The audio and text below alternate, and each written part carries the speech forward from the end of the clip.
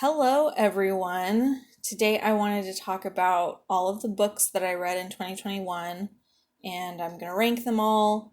I already did a video on TV shows that I watched, and I'll also be doing one on movies and albums. But today's video is about books. Just to kind of explain the rules a little bit, I'm going to talk about the new releases, so everything that came out in 2021. I'll talk about those first, and then I'll get into older books. And it's a pretty clear-cut ranking system: A, B, C, D, F. A's the best, F's the worst, green is good, and then gray is not good. So let's just get into it. The first book I want to talk about is The Project by Courtney Summers. So this came out this year, or last year in 2021. It was about like a cult and like this girl trying to find her sister that was in the cult, basically. And it's kind of, I don't know if it's technically YA or just normal adult, but I'll put it in the C tier, I think. I think it was just pretty average, and that's definitely going to be a pattern. I think a lot of them are going to be C tier. I'm just stuck in this rut where I'm like, I don't know, I'm just very apathetic to the books that I read, or that I read, and I don't know what it is. I don't know if I need to branch out into some other genre that suits me better, or what it is, but, so this first one is going in C tier. It's kind of like a mystery thriller, I think. I was interested in putting the pieces together and learning what happened to the sister and learning more about the cult. But I think part of the story was kind of unbelievable. I don't remember too much about it though, hence the forgettable nature of it. I think it was just pretty average for me. Next is The Kindest Lie by Nancy Johnson. This is about this woman who gave birth to a son when she was young and gave him up for adoption, and then she kind of tries to reunite with him. I really liked the beginning of this one. I liked kind of the ambiance, I think. I thought the writing was very atmospheric in establishing the community and the family groups and all of that. But I think ultimately I think some of the themes were a little frustrating, as I think tends to kind of annoy me with like adoption type of stories. I don't remember too much about this one either. I think that one was kind of C tier for me as well. It had some good bits in the beginning, and then towards the end, I was not really agreeing with what was going on. And I definitely am kind of figuring out, I think, that I don't really mesh well with contemporary. I think I just don't like them very much. I like mysteries and thrillers and going along with all of the clues. Contemporaries are just kind of normal stories that I think that I am not too interested in. So that is also part of why, and that is my personal taste. So, that for me, it's C tier because I don't really like contemporaries that much. But so I'm not saying that, this is a bad book. It's just kind of one that I didn't personally register with, and it was kind of forgettable for me also. Next is House of Sticks by Leigh Tran. This is about this family that immigrates to New York from Vietnam, and they're very conservative, and it's just her kind of trying to navigate who she is and join both cultures. And I think this is B tier for me. It's definitely a very interesting story. Sometimes I read memoirs that it's a little bit like, mostly with celebrities, it's kind of like, oh, well, no offense, but your life is kind of pretty average, so it's not necessarily something that I want to read. But so a lot of her story has to do with her parents being conservative, and a lot of it has to do with their economic status and being taken advantage of, and having almost like a sweatshop kind of situation in their own home and working all the time for very little pay, and their struggles with that. And I think that a lot of her thoughts were very poignant, kind of her realizing that her way of life isn't normal, isn't okay. I also thought that she was really good at portraying her emotions and where she was at, and that's been kind of my it's hard to grade memoirs just because it is someone's personal life, so it's, you don't want to judge them too hard, but also it's like, I mean, it's a book. I'm giving my time to this and I want to be entertained or moved, so it's a fine line of trying to give a rating to it while also being respectful and also not wanting to sensationalize certain topics, like if it's true crime or whatever.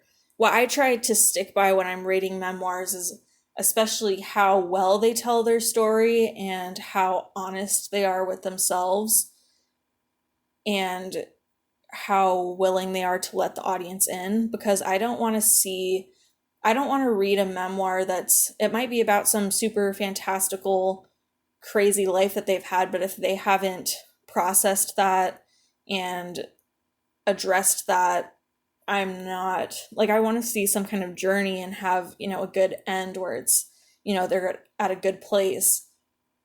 And I think in this one, she really processes her emotions well, even, and so, sometimes she might even say like at the time I didn't know I was mad, but now I realize that I was mad because I was repressing stuff. And so, even when she's telling an old story, and even though she didn't know she was mad back then, she's able to tell it now and explain what her real feelings were.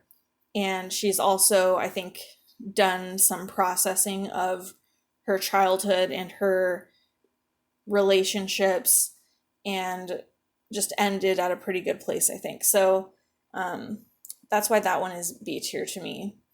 So next is Everyone in This Room Will Someday Be Dead by Emily Austen.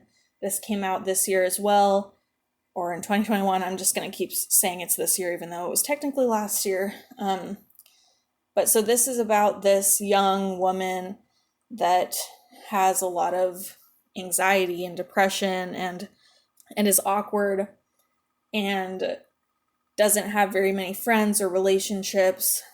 And she kind of accidentally gets a job in a church as like a secretary, and that's basically all I would say about the plot for that one. And I think I'll have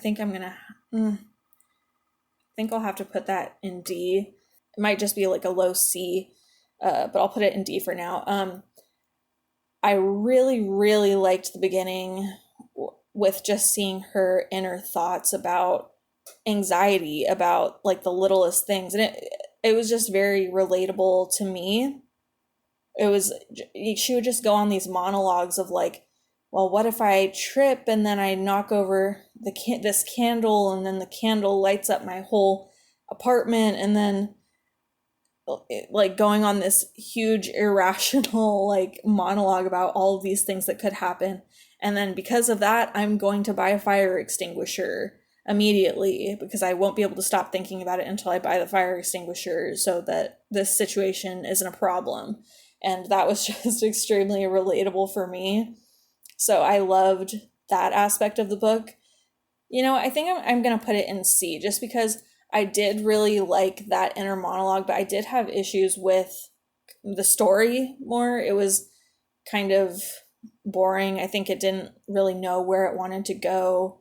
I think what becomes kind of the, I guess, end plot point twist, it kind of, I think, came out of nowhere, or like wasn't really important, or wasn't really explored early on in the book, so I didn't really care about it. So, I mean, ultimately, it is kind of just one that I'm definitely going to forget about. So there's that one. Next is Let It Snow by John Green, Maureen Johnson, and Lauren Miracle. This one is a YA contemporary. It's from 2008. It's just like 3 short stories set in wintertime, Christmas. But this one was pretty average for me too. I think I think it's a pattern that I just don't like contemporary. I need something else to interest me. And I think like I really love John Green, but his story didn't really captivate me at all as I would expect from him. Yeah. I mean, it's cute for like a little easy wintertime kind of read, but other than that, it wasn't too memorable. I didn't really care about the characters or their stories or their relationships, so C tier for me. So this is Shadow and Bone by Leigh Bardugo. This came out in 2012. It's like a YA fantasy that is about this, in this world, they have these almost like, I guess you would call them like witches, kind of like they have magical powers, and basically this, it's kind of a, I guess, a chosen one type of narrative where it's, this girl that finds out she has a power, and then, she's the one that can stop the dark forces. And they made a TV show on Netflix about this, or based on the book, which I haven't seen yet. I think I'll put that one in B. I think it's more of a top C tier one. But I was just very interested in the story. I was really interested in the world building. I liked the relationships. I liked the twists. But I think ultimately the reason why stuff is really hard to get into A and B tier is because for that it has to like really emotionally affect me and like make me cry or make me like really nervous, like what's gonna happen. So the next one is Piranesi by Susanna Clarke, and this one came out in 2020. This one was super weird, and I can't give a synopsis on this one at all without like giving something away. And I probably wouldn't suggest to look up what this is about because I don't think the synopsis was very accurate, but I'm gonna put this in C tier, I think. Just for me, I think it was really confusing.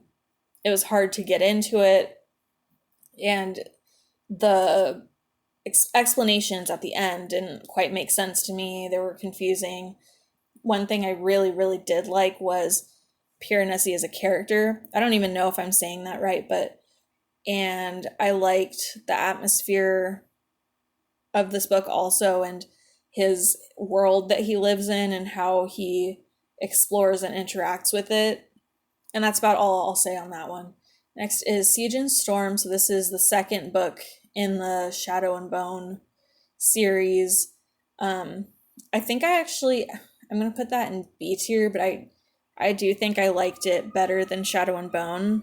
I like the direction that the main character takes. I think it's an interesting and unconventional one, and I also all of these have kind of like a love triangle, so I really like that part also. I'm always a sucker for that. I love that. And this is kind of just, going into the story more. So I'm going to put that one in B tier also. Next is Mexican Gothic. I'm going to put that in D tier, I think. I was really excited for this one. So this one is, it's Mexican Gothic by Silvia Morena-Garcia, which came out in 2020. And it's about this woman who gets a letter from her cousin, which kind of worries her, so she journeys to go check on her, basically. And she's like living with her new husband in this like creepy old house. So this one's like a mystery, which I like.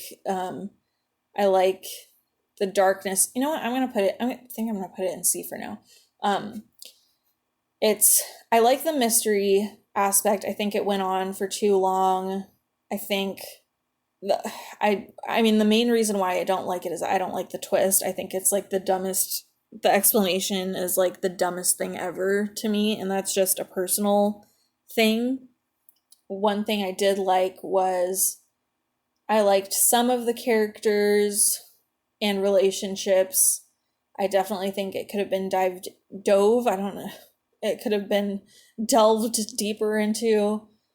One thing I did like was, so this is set in the 50s, but the house she goes to is very outdated and has old technology and stuff like that. So I liked, like, in that way, they were able to make it a Gothic and, go all the way back in time, even though it's technically only set in 1950.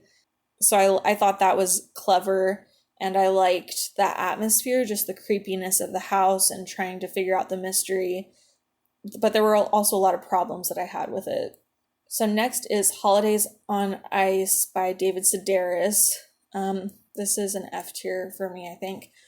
So that similar to Let It Snow, it's a bunch of short stories about Christmas and holidays, and so Let It Snow was 3 stories.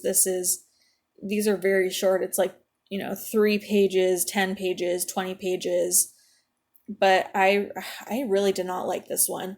I mean, there's a lot of reasons. I think it's just a weird compilation. There's like, most of them are Christmas, but then there's like 2 Halloween and Easter.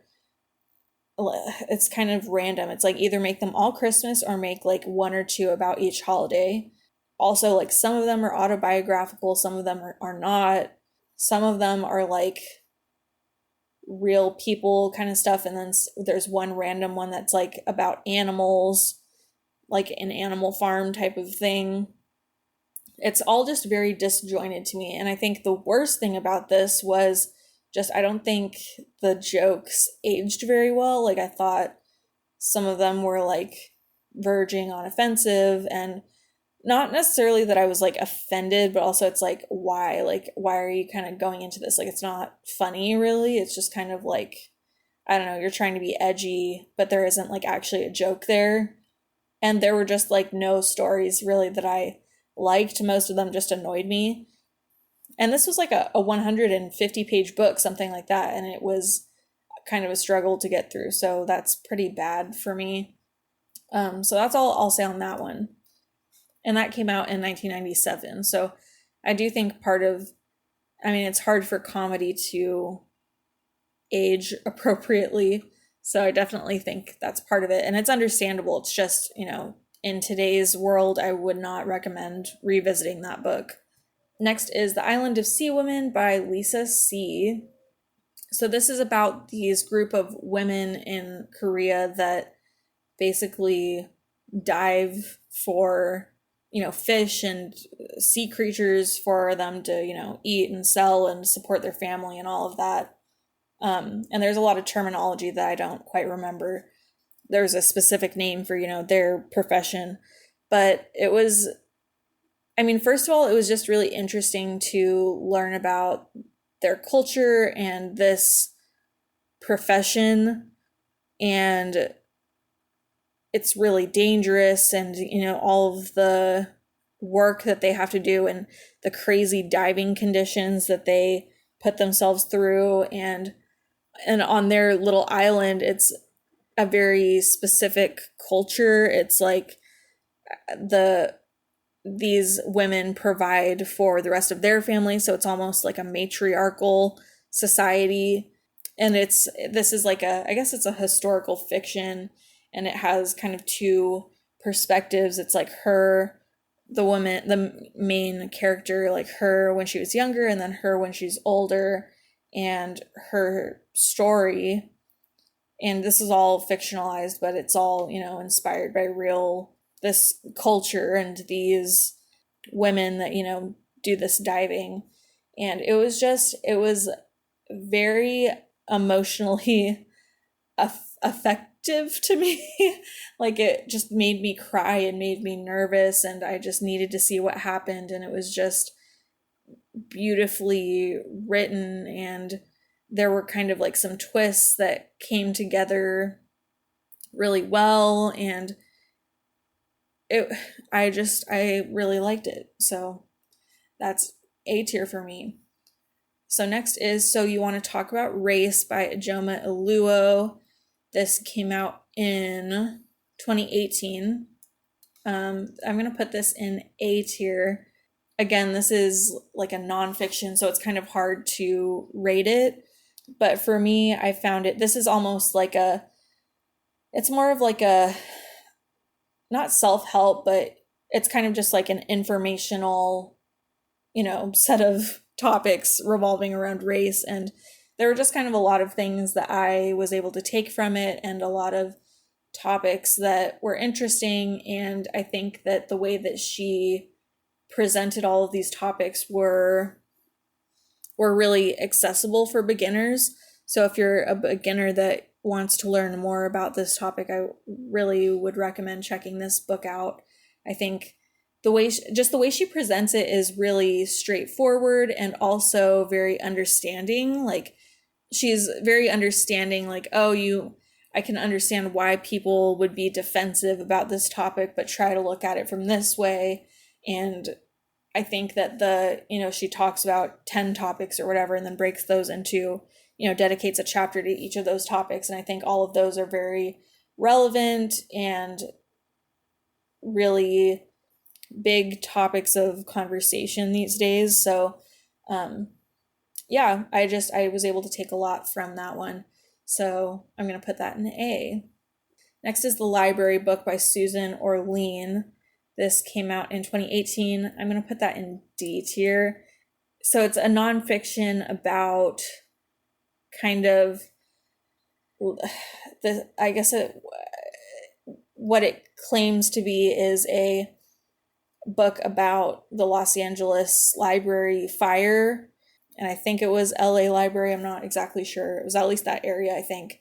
But so I was kind of interested in it from that angle of almost like a true crime kind of thing. But I think that this book had a bit of an identity crisis. Like, it didn't exactly know what it wanted to be.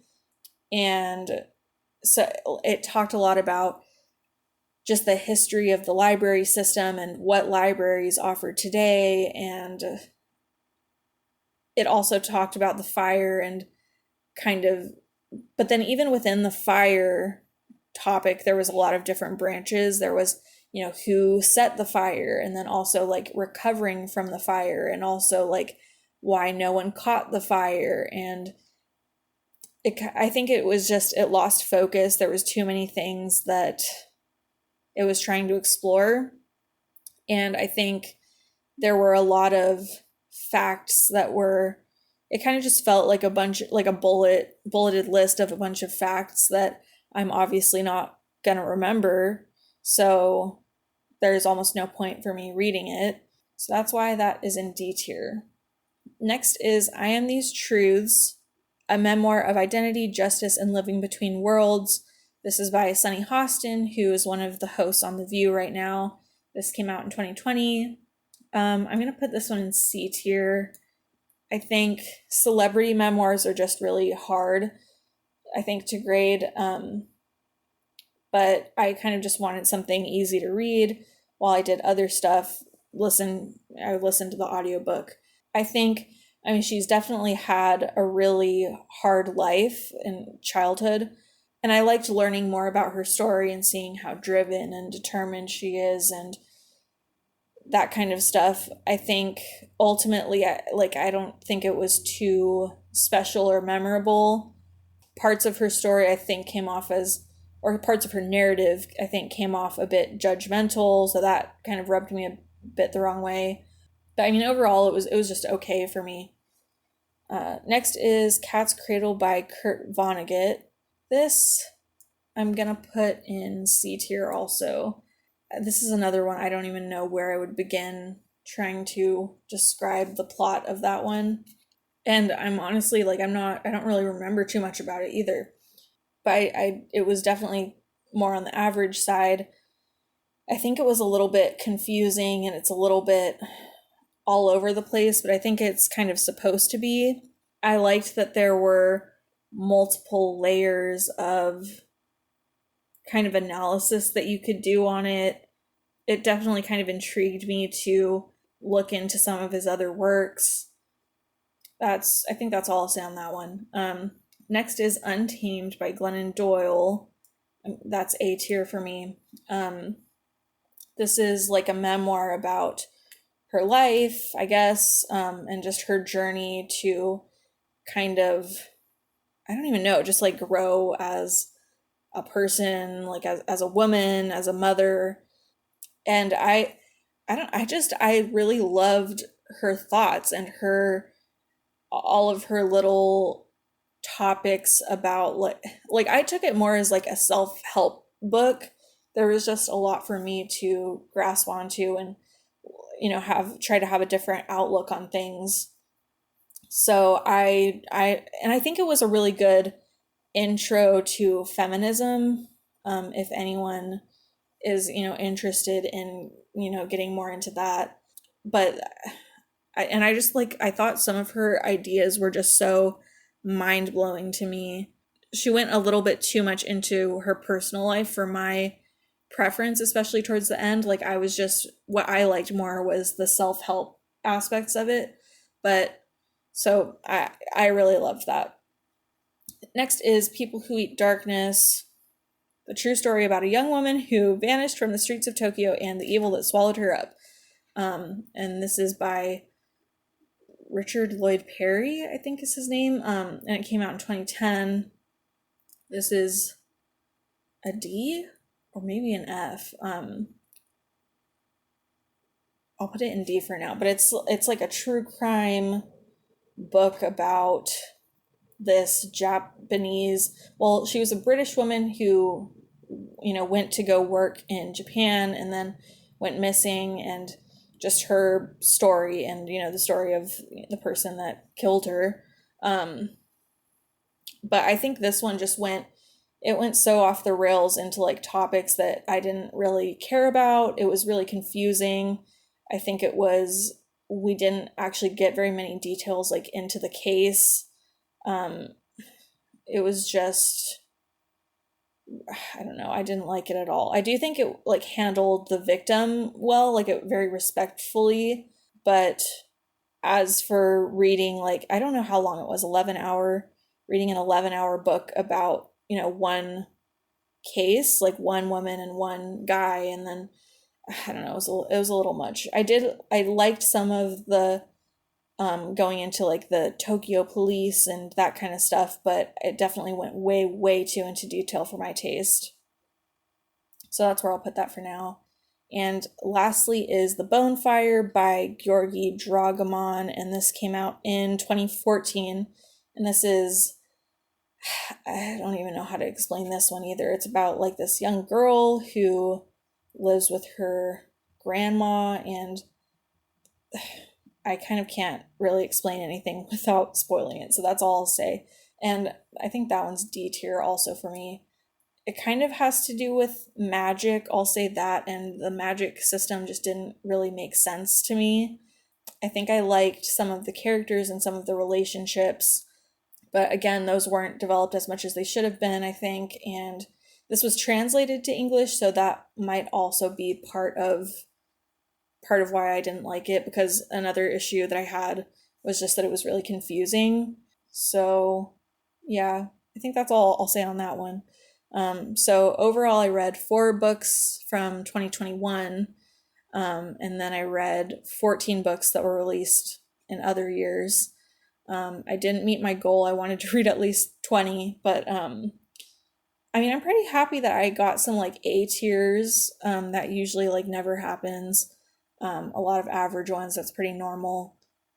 It's kind of bell curvy, which I like to have, but obviously I want to have more in the A and B tier. But yeah, so that's it for this one. I'll be doing rankings on albums and movies next if you want to see that. But that's it for books, and I'll maybe see you in the next video. Bye!